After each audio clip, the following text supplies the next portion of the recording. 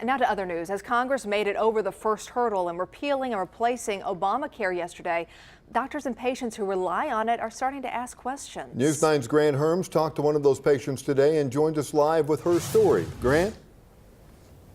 Well, Kelly, Amanda, she's one of the nearly 1.3 million Oklahomans under the age of 65 living with a pre-existing condition, and she could face losing her coverage.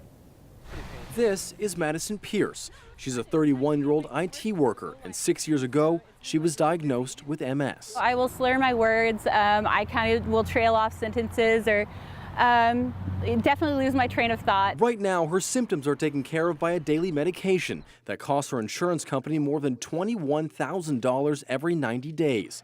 But with the passage of the American Health Care Act yesterday, she's worried that costs could end up on her.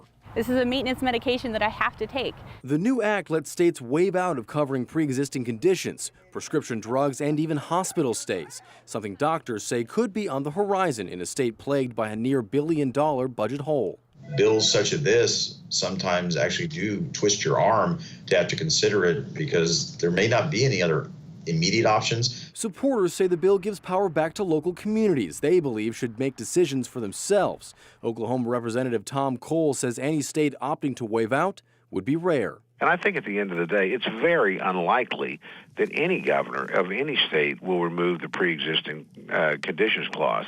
And if they do, the people in that state can correct it pretty quickly. But for those like Madison, they hope that whatever happens, that politics won't get in the way. I hope that people see past the partisan lines that have been drawn and just look to people and see how they're affected. Now, the HTA still has to pass the Senate committee and then get a presidential signature before it can become law. Live on the scene on the story in Northwest Oklahoma City, Grant Herms, News 9.